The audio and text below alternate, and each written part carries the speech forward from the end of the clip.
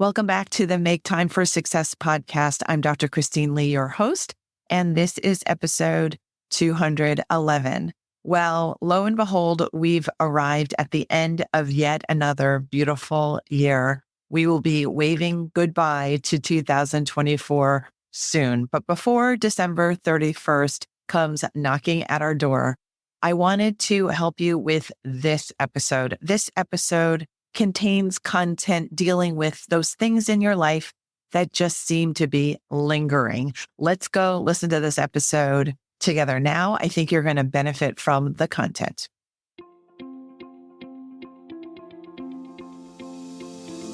Hi, I'm Dr. Christine Lee, and I'm a psychologist and a procrastination coach. I've helped thousands of people move past procrastination and overwhelm so they could begin working to their potential. In this podcast, you're going to learn powerful strategies for getting your mind, body, and energy to work together so that you can focus on what's really important and accomplish the goals you want to achieve. When you start living within your full power, you're going to see how being productive can be easy and how you can create success on demand. Welcome to the Make Time for Success podcast. So we've come to the last episode of 2024, and I thought this would be a perfect time to talk about the things in our lives that we let linger.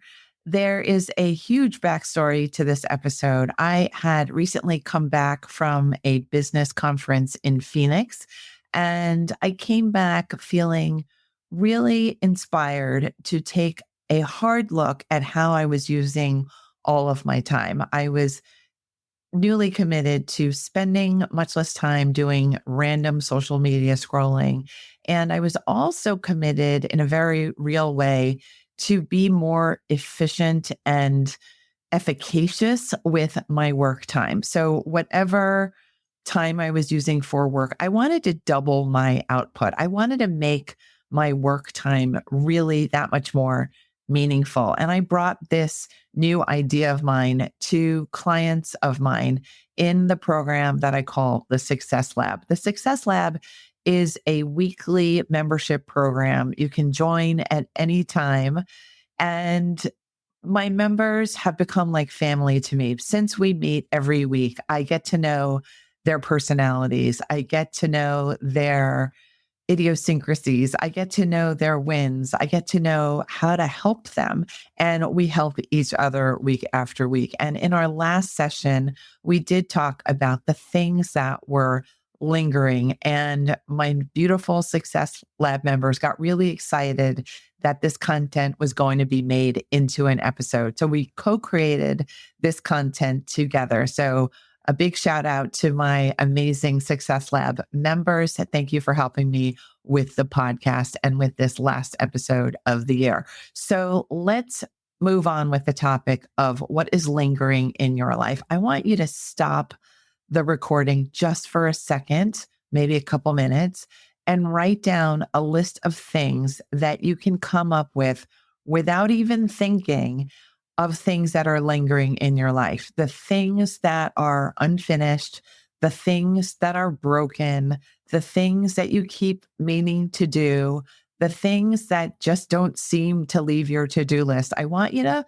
make a list of at least 3 or 4, just because you're listening and just because you care to make time for success and you like the information that I share with you week after week on the podcast.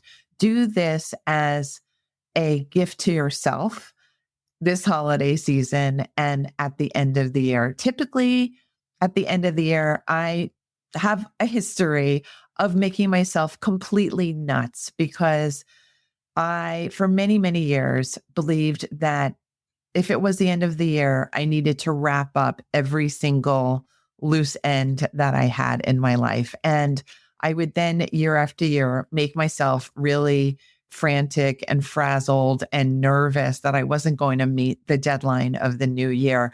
And a couple of years ago, I decided I was done with that year-end habit because it was never bringing me a feeling of joy or celebration. It was actually just making me feel like I would never get to the end of my to-do list. And as you know, if you've been listening to this show for any length of time, I don't feel there is an end to our to-do list because they are always supposed to be replenished and replenishing. So if you have a habit of making yourself nuts at the end of the year, this is your permission slip to relax this year, to say, you know what? It's the end of year.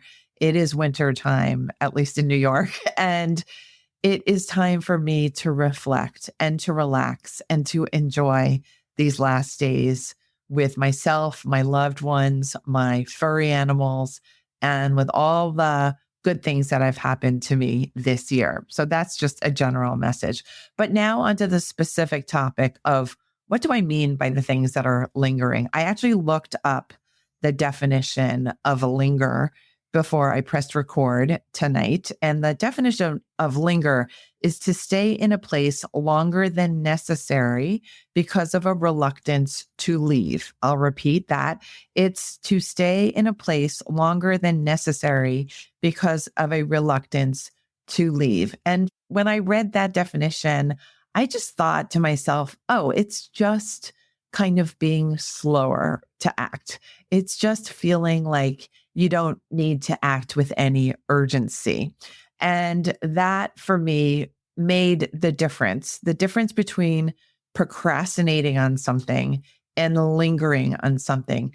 I believe that I have largely cured myself of procrastinating, which is the habit of just plain out denying that something exists, avoiding something, even though you know it's really important or isn't important. It's just a blanket decision to avoid. And I feel like I don't do that anymore. And I'm very grateful to say that I've come this far in my healing journey around chronic procrastination. But the lingering stuff I still do have. And that's what I realized when I came back from my business conference. And I want to raise this concept with you as well, in case there are multiple things lingering in your life that you really haven't given much thought to. And I thought the end of the year is as good a time as any to just bring these up, because the lingering items might be some easy wins for you, some things that you can knock off your to-do list that won't make you drained, that will still leave you some time to wrap presents and get together and make cookies and whatever you do for your traditions for the end of year. But knock some of these lingering items off your to-do list for you. Give these items a finish line just for you so that you can create brain space for yourself, so you don't have to bring these things into 2025. And so you can start fresh. So you can start without anything lingering. And I always think about the Cranberries song, Do You Have to Let It Linger, which is such a catchy tune, right?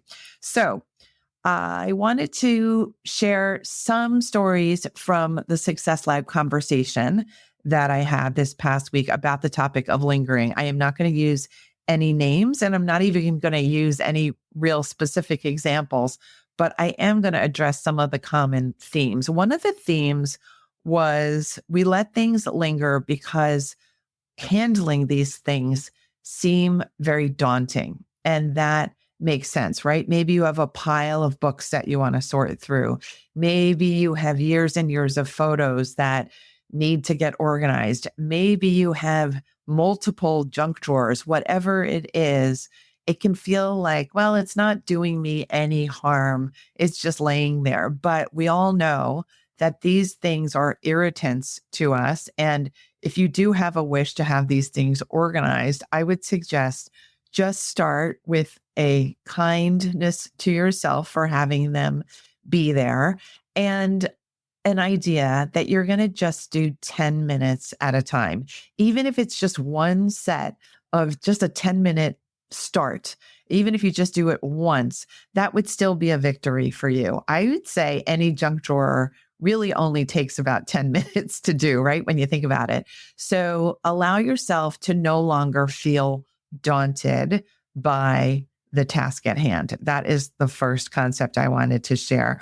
The second concept is when lingering items linger because they're just not a priority for you. You've just gotten into the habit of walking by the thing in your house that is broken. So maybe it's a door handle for one of your kitchen cabinets. Let's make that as an example. It might be chipped. It might be loose. It might be totally broken. Do yourself a favor and decide you're going to make that today's priority. Just because you listened to Dr. Lee on the show today, you're going to decide, I'm going to wipe this out of my mind for good by taking care of it. You're no longer going to make it a no priority kind of item. It's going to be top priority for you today. The third concept was a big theme in the group, and that was financial tasks.